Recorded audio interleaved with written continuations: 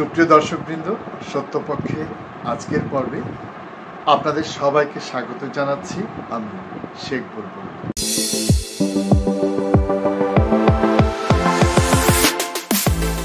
প্রিয় দর্শক, আসুন বরাবরের মতোই শুরুতে আমরা একটি ভিডিও ক্লিপ দেখে আসি। আজকে সকালের দিকে সাবেক 3 প্রধান নির্বাচন কমিশনার এবং শেখ হাসিনা সহ 24 জনের বিরুদ্ধে মামলা করেছে বিএনপি। রাতের দিকে উত্তরায় একেএম নুরুল হুদাকে গ্রেপ্তার করা আটক করা হয়েছে এবং আপনি দেখেছেন যে তাকে অপদস্থ করেই এলাকার জনতা পুলিশের হাতে তুলে দিয়েছে। জুতার মালা পরানো হয়েছে, তাকে জুতা পেটা করা হয়েছে, এই ধরনের ছবি আমরা দেখলাম। এটি নিয়ে একটু আপনার মন্তব্য জানতে চাই। প্রথমে তাকে যেভাবে মব সন্ত্রাস করা হয়েছে তাকে আটক করার আগে, এটা আমি কোনো অবস্থাতেই সমর্থন করি না, এর কারণ হলো এখন যারা ক্ষমতায় আছেন প্রধান নির্বাচন কমিশনার, তাদের জন্য একটা ব্যাড সিগন্যাল।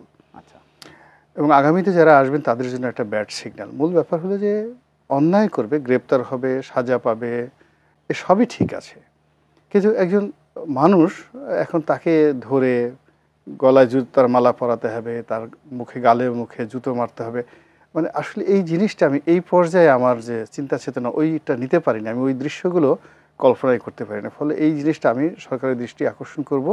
এখানে যেখানে সরকার মব সন্ত্রাসের ব্যাপারে খুবই কঠোর, তারা জিরো টলারেন্সে চলে আসছে, এবং এই সরকারের যত বদনাম আছে, দুর্নাম আছে, তার মধ্যে 1 নম্বর হলো মব সন্ত্রাস, 2 নম্বর হলো আইন শৃঙ্খলার অবনতি। প্রিয় দর্শক, আপনারা দেখলেন সম্প্রতি সাবেক প্রধান নির্বাচন কমিশনার নুরুল হুদাকে যেভাবে হেনস্থা করা হয়েছে, যেভাবে জুতা দিয়ে তার গালে পেটানো হয়েছে কিংবা গলায় জুতার মালা পরানো হয়েছে, এই বিষয়টিকে গোলাম মাওলা রনি মব সন্ত্রাস হিসেবে উল্লেখ করেছেন। তার দৃষ্টিতে এটা মব সন্ত্রাস। প্রিয় দর্শক, আপনাদের হয়তো অনেকেরই মনে আছে 2018 সালে এই গোলাম মাওলা রনি যখন পটুয়াখালীর 3 আসনে বিএনপির পক্ষ থেকে নির্বাচন করেছিল, তখন এই প্রধান নির্বাচন কমিশনার নুরুল হুদার আপন ভাগ্নে তার প্রতিদ্বন্দ্বী ছিল, এবং সে সময় এই গোলাম মাওলা রনির কি করুণ অবস্থা হয়েছিল তা কিন্তু এখনো তিনি ভুলতে পারেননি। তিনি মনে করেন 2018 সালের সেই ঘটনা তার জীবনটাকে তছনছ করে দিয়েছে। এই যে তার জীবন তছনছ হয়ে গেল যেসব ঘটনায়, তার কোনোটিকেই কিন্তু তিনি সন্ত্রাস মনে করছেন না কিংবা মব সন্ত্রাস মনে করছেন না। তিনি মনে করছেন ওটাই মব সন্ত্রাস যেটি নুরুল হুদার সাথে করা হয়েছে। গোলাম মাওলা রনি যেহেতু ইতিহাস ঐতিহ্য নিয়ে অনেক কথা বলেন, মুঘল হ্যারেমের কি অবস্থা ছিল, সেখানে কি ধরনের ঘটনা সংঘটিত হয়েছে, এ নিয়ে আমরা তার দীর্ঘ ফিরিস্তি শুনেছি, তাহলে তিনি নিশ্চয়ই বাংলাদেশের যে দীর্ঘদিনের সংস্কৃতি সেটি সম্পর্কেও অবহিত রয়েছেন। তাকে শুধু মনে করে দিতে চাই, আমাদের দেশে কখনো যদি কোনো চোর ধরা পড়ে কিংবা কোনো পকেটমার ধরা পড়ে, তাহলে প্রথমে কি তাকে আদালতে সোপর্দ করা হয় কিংবা পুলিশের কাছে ধরে দেওয়া হয়, না তার আগে কিছু উত্তম মধ্যম হয়ে যায়? এই যে একজন পকেটমার ধরার পরে কিংবা চোর ধরার পরে যে উত্তম মাধ্যম হয়, সেটিকে আমরা সাধারণত বলি মব জাস্টিস। আর তিনি যে মব সন্ত্রাসের কথাটি বলছেন, এটি একেবারেই নতুন আমদানিকৃত একটি কথা। জানি না এদেশের তথাকথিত সুশীল সমাজ এই শব্দটি কোত্থেকে আমদানি করেছেন। রাস্তাঘাটে যখন একজন পকেটমার ধরা পড়ে, তখন কিন্তু সেখানে জনতার ভিড় জমে যায়। যারা সেখানে সমবেত হয় তারা কিন্তু প্রাথমিক অবস্থায় সবাই বিশ্বাস করেন না যে যাকে পকেটমার হিসেবে ধরা হয়েছে তিনি আসলেই পকেটমার। তারা কিন্তু নানান কথার মধ্য দিয়ে সেটি যাচাই বাছাই করে। পকেটমারের কোনো কোনো সঙ্গী হয়তো তার পক্ষ নিয়ে কিছু কথা বলে, কিন্তু তার বাইরেও সাধারণ জনগণের মধ্যে অনেকেই বিষয়টি বোঝার জন্য তাকে কিন্তু জনতার আক্রমণ থেকে ফেরানোর চেষ্টা করে বোঝার চেষ্টা করে সে আসলেই পকেটমার কিনা। যদি নিশ্চিত হয় পকেটমার, তাহলে কিন্তু সম্মিলিতভাবে সেই পকেটমারকে একরকম গণধোলাই দেওয়ার পর তারপরে পুলিশের কাছে সোপর্দ করা হয়। এটি আমাদের সংস্কৃতি। এটিকে যারা অস্বীকার করেন তারা কিন্তু আমাদের দেশের সংস্কৃতিকে অস্বীকার করেন। তাদের এই তথাকথিত সুশীল ভাব আমাদের দেশের সংস্কৃতির সাথে একেবারেই বেমানান। আরেকটি কথা বলছিলাম, চোরের কথা। যখন কোনো চোর ধরা পড়ে তখন আশেপাশে থেকে যারাই ছুটে আসে তারাও কিন্তু বোঝার চেষ্টা করে সে প্রকৃত অর্থে চুরি করেছে কিনা, নাকি তার উপর মিথ্যা দোষারোপ করা হয়েছে। যখন বুঝতে পারে যে না সত্যিকার অর্থে সে চুরি করেছে, তখন কিন্তু সবাই মিলে তাকে মারতে শুরু করে। কিন্তু এর মধ্যেও সমাজের কিছু কিছু মানুষ তাকে কিন্তু ফিরাতে এগিয়ে আসে, যাতে মারের চোটে সে মৃত্যুবরণ না করে। এই যে সামাজিক সুবিচার, যেটাকে অনেকেই মব জাস্টিস বলে, এটি কিন্তু সবসময় ন্যায্যতার পক্ষে অবস্থান করেছে, ন্যায়ের পক্ষে অবস্থান করেছে। যদি কোনো ব্যক্তি বা গোষ্ঠী বিশেষ উদ্দেশ্য সাধনের জন্য কাউকে এক্ষেত্রে ফাঁসিয়ে দিয়ে না থাকে, তাহলে এক্ষেত্রে যে বিচারটি হয় সেটি অনেকাংশেই ন্যায্যতার দাবি রাখে। সেটি নিয়ে এই সমাজে কখনো কোনো বিরোধিতা আমরা দেখিনি। আমাদের দেশের বিচার বিভাগও প্রকারান্তরে এটিকে তাদের একটি সহযোগী শক্তি মনে করে। আমরা কথায় কথায় বলি সামাজিকভাবে অন্যায় প্রতিরোধ করতে হবে, এটি হচ্ছে সেই অন্যায় প্রতিরোধেরই একটি ধারা। তাহলে যে সিএসির অধীনে একটি নির্বাচনে আমি গিয়ে দেখলাম আমার যে ভোট, অর্থাৎ আমার পকেটের যে টাকা, সেই টাকা যখন একজন পকেটমার নিয়ে গেছে, অর্থাৎ আমার সেই ভোট যখন একজন নিয়ে গেছে এবং তার নেতৃত্বে রয়েছে একজন প্রধান নির্বাচন কমিশনার, তাহলে সেটি নিশ্চিত হওয়ার পর তাকে গণপিটুনি দেওয়া, এটি কি কোনো অন্যায্য ঘটনা? হ্যাঁ, মানুষ সাধারণত তাকে গণপিটুনি দিতে পারে না, কারণ তার পেছনে রাষ্ট্রের অনেক শক্তি থাকে। কিন্তু সেই শক্তি যদি কখনো তার উপর থেকে সরে যায়, তখনই মানুষের যে পুঞ্জীভূত ক্ষোভ, সেটি তার উপর প্রয়োগ হয়। এই প্রয়োগ হওয়াকে কেউ যদি অন্যায্য বলে, অন্যায় বলে, তাহলে আমাদের বলার কিছু নেই। আমরা শুধু বলবো আপনি আপনার বিবেককে প্রশ্ন করুন, এটি কতটা অন্যায়, নাকি কোনো একটি অন্যায়ের প্রতিকার। একইভাবে যদি কোনো চোর ধরা পড়ে, তাকে আমরা যেভাবে গণপিটুনি দিই, তারপর আইনের কাছে সোপর্দ করি, ঠিক একইভাবে যারা আমাদের ভোট চুরি করে নিয়ে গিয়েছে, তার কোনো নেতৃত্ব স্থানীয় ব্যক্তিকে যদি আমরা আমাদের সুবিধা মতো জায়গায় পাই, তাহলে কেন আমরা গণপিটুনির মতো কোনো কাজ করব না? সেটি তো এই সমাজ থেকে আমরা শিক্ষা লাভ করেছি, সেই শিক্ষাকে আমরা কেন কাজে লাগাবো না?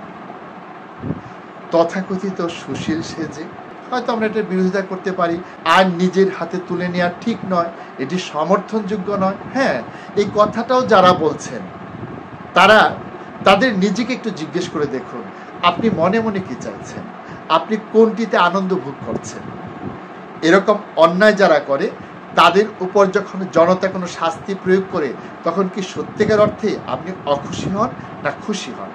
হয়তো অখুশি হওয়ার একটা ভান করতে পারেন, কারণ ওই যে আপনি সুশিক্ষিত সেজেছেন, সুশীল সেজেছেন, বুদ্ধিজীবী সেজেছেন, সুতরাং এটা কিন্তু কোনোভাবেই সমর্থন করা যায় না। কিন্তু আপনার মন কি বলে? আপনার মনও কি আপনার মুখের মতো একই কথা বলে? তাহলে এই যে দুটো কাজ, যে একজন পকেটমার ধরা পড়লে তাকে গণপিটুনি দিয়ে তারপর আইনের হাতে সোপর্দ করা, একজন চোর ধরা পড়লে তাকে প্রাথমিকভাবে গণপিটুনি দিয়ে তারপর পুলিশের কাছে সোপর্দ করা, ঠিক একই ধরনের ঘটনা তো ঘটেছে নুরুল হুদার ক্ষেত্রে।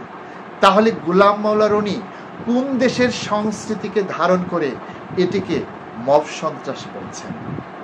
মব জাস্টিস বললেও না হয় আমরা বুঝে নিতাম তিনি এদেশের সংস্কৃতিকে ধারণ করেছেন।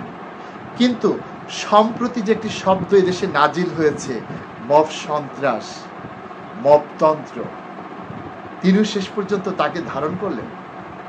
কেন কথা বলছি, তার কারণটা একটু ব্যাখ্যা করছি।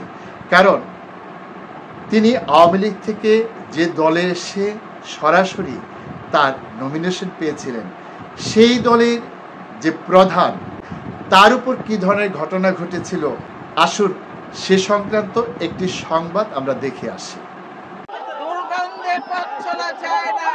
কারওয়ান বাজারে 2015 সালে সিটি নির্বাচনে বিএনপির প্রার্থীর নির্বাচনী প্রচারণায় অংশ নিতে গেলে বেগম খালেদা জিয়ার গাড়িবহরে হামলা চালায় একদল সন্ত্রাসীরা। এদের অধিকাংশই স্থানীয় আওয়ামী লীগের নেতাকর্মী। দেশীয় অস্ত্র নিয়ে আক্রমণ করে খালেদা জিয়ার নিরাপত্তা রক্ষীদের উপর। ছাত্রলীগ যুবলীগ কর্মী হামলায় খালেদা জিয়া অক্ষত থাকলেও গুরুতর আহত বেশ কয়েকজন বিএনপি নেতাকর্মী। এই ঘটনায় দলের পক্ষ থেকে মামলা করতে গেলেও পুলিশ মামলা না নিয়ে উল্টো আটক করে বিএনপির নেতাকর্মীদেরকে। প্রিয় দর্শক, এবার গোলাম মাওলা রনি যে দল থেকে নমিনেশন নিয়েছিলেন, সেই দলের যে সাধারণ সম্পাদক মির্জা ফখরুল ইসলাম আলমগীর, তার উপর কি ধরনের ঘটনা ঘটেছিল, আসুন সে সংক্রান্ত একটি সংবাদ আমরা দেখে আসি। রোববার সকালে চট্টগ্রাম থেকে বিএনপি মহাসচিব মির্জা ফখরুল ইসলাম আলমগীরের নেতৃত্বে একটি দল রাঙামাটিতে ক্ষতিগ্রস্ত এলাকা পরিদর্শনের জন্য রওনা হয়। জেলা বিএনপির নেতারা অভিযোগ করেন, সকাল 10:30টার দিকে রাঙ্গুনিয়ার ইছাখালী এলাকায় একদল লোক অতর্কিতে তাদের গাড়িবহরে লাঠিসোঁটা নিয়ে ভাঙচুর চালায়। এতে দলের মহাসচিব মির্জা ফখরুল, স্থায়ী কমিটির সদস্য আমির খসরু মাহমুদ চৌধুরী সহ কয়েকজন আহত হন। হামলার পর চট্টগ্রামে ফিরে আসে প্রতিনিধি দলটি। প্রিয় দর্শক, এবার আমরা দেখে আসি তিনি যে দলের পক্ষ হয়ে নির্বাচন করতে গিয়ে চরমভাবে নাজেহাল হয়েছিলেন, সেই দলের শুভাকাঙ্ক্ষী হিসেবে পরিচিত আমার দেশ পত্রিকার সম্পাদক মাহমুদুর রহমানের উপর আক্রমণের একটি ভিডিও আমরা দেখে আসি।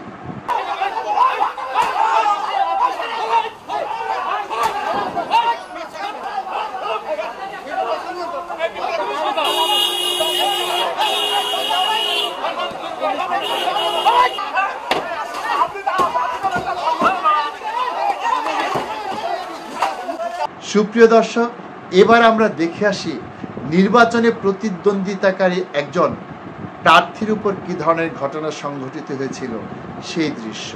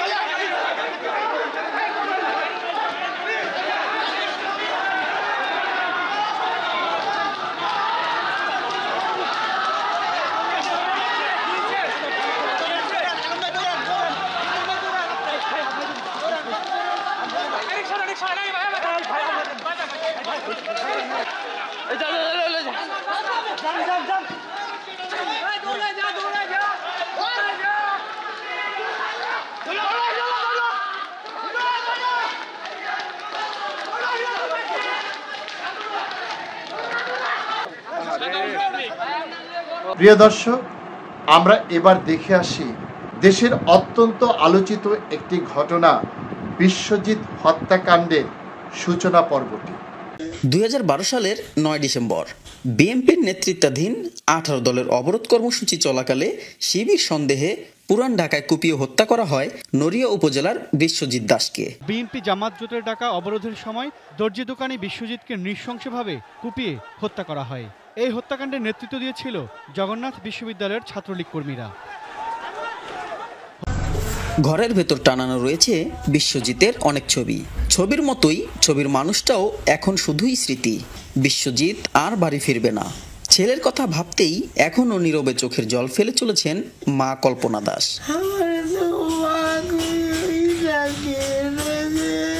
প্রিয় দর্শক, আপনারা দেখলেন বিগত সরকারের সময় সাধারণ মানুষের পাশাপাশি বিশিষ্ট ব্যক্তিদের উপর কি ধরনের বর্বরতা সংঘটিত হয়েছে। এদেশের ফৌজদারি দণ্ডবিধি অনুযায়ী কাউকে জুতা মারার বিষয়টি সরাসরি কোনো অপরাধ কিনা সেটি আমার জানা নেই, কিন্তু এই যে দৃশ্যগুলো আমরা দেখলাম এর সবগুলোই কিন্তু বাংলাদেশ দণ্ডবিধি অনুযায়ী ফৌজদারি অপরাধ।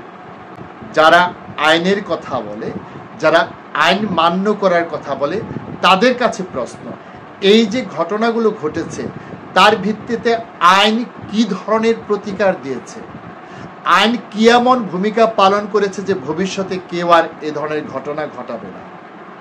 কিন্তু আমরা জানি নুরুল হুদার ক্ষেত্রে যে ঘটনাটি ঘটেছে সেটি কিন্তু এমন একটি দৃষ্টান্ত স্থাপন করছে যার প্রেক্ষিতে ভবিষ্যতে আর কেউ এ ধরনের ঘটনা ঘটাতে উৎসাহী হবে না। এই যে আমরা আইনের কথা বলছি, এই যে বিশ্বজিৎ নামের একটি নির্দোষ নিরীহ মানুষকে যে হত্যা করা হলো, আইন কি তার প্রতিকার দিতে পেরেছে? তার যে বিচার প্রক্রিয়া এবং তার মধ্য দিয়ে যে রায় ঘোষিত হয়েছে তা কি জনমনে আইনের প্রতি শ্রদ্ধা বৃদ্ধি করেছে, না আইনের প্রতি তার আস্থা ধরে রাখতে পেরেছে? এই যে আমাদের দেশের আইনি ব্যবস্থা, এই ব্যবস্থার কারণেই তো সাবেক প্রধানমন্ত্রী বেগম খালেদা জিয়াকে বিনা দোষে জেলখানায় থাকতে হয়েছে। এই আইনের কারণেই তো হাজার হাজার মানুষকে বিনা অপরাধে মাসের পর মাস, দিনের পর দিন কারাগারে কাটাতে হয়েছে। এই আইনি ব্যবস্থার সুযোগ নিয়েই তো এদেশের অসংখ্য মানুষকে আয়না ঘরে মানবেতর জীবনযাপন করতে হয়েছে। প্রিয় দর্শক, গোলাম মাওলা রনি এই মব সন্ত্রাস ছাড়াও সরকারের বিরুদ্ধে যে অভিযোগটি করেছেন সেটি হচ্ছে আইনশৃঙ্খলা পরিস্থিতির অবনতি। আপনারা শুনেছেন, মোটা দাগে তিনি বলেছেন এই সরকারের যতগুলো দুর্নাম আছে তার মধ্যে 1 নম্বর হচ্ছে মব সন্ত্রাস এবং 2 নম্বর হচ্ছে আইনশৃঙ্খলা পরিস্থিতির অবনতি। এখন গোলাম মাওলার কাছে প্রশ্ন, এই যে মব সন্ত্রাস বলে আপনি যে বিষয়গুলোকে চিহ্নিত করছেন, বিগত সরকারের সময় কি এখনকার চেয়ে ঘটনা কম ঘটেছিল? হয়তো তখন আপনারা বলতে পারতেন না বা কেউ বলতে চাইতো না, এখন বলতে পারছেন এবং কেউ কেউ বলতে চাইছেনও, এবং শুধু বলতে চাইছেন না, নতুন নতুন বয়ান আমদানি করে সেটিকেও আপনারা যুক্ত করে দিচ্ছেন। আর যে কথাটা বলেছেন যে এই সরকারের অন্যতম ব্যর্থতা আইনশৃঙ্খলা পরিস্থিতির অবনতি, গোলাম মাওলা রনির কাছে আমার প্রশ্ন, যখন খালেদা জিয়ার উপর আক্রমণ করা হলো তখন কি দেশের আইনশৃঙ্খলা পরিস্থিতি এর চেয়ে অনেক ভালো ছিল? যখন মির্জা ফখরুল ইসলাম আলমগীরের উপর হামলা চালানো হলো তখন কি দেশের আইনশৃঙ্খলা পরিস্থিতি এর চেয়ে অনেকটা সন্তোষজনক ছিল?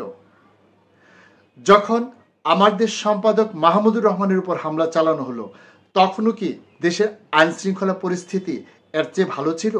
যখন হিরো আলমের উপর আক্রমণ হলো তখনও কি দেশের আইনশৃঙ্খলা পরিস্থিতি এর চেয়ে ভালো ছিল? যখন বিশ্বজিৎকে কোপানো হলো, তার উপর হামলা করা হলো, তাকে নির্মমভাবে হত্যা করা হলো, তখনও কি দেশের আইনশৃঙ্খলা পরিস্থিতি অনেক ভালো ছিল?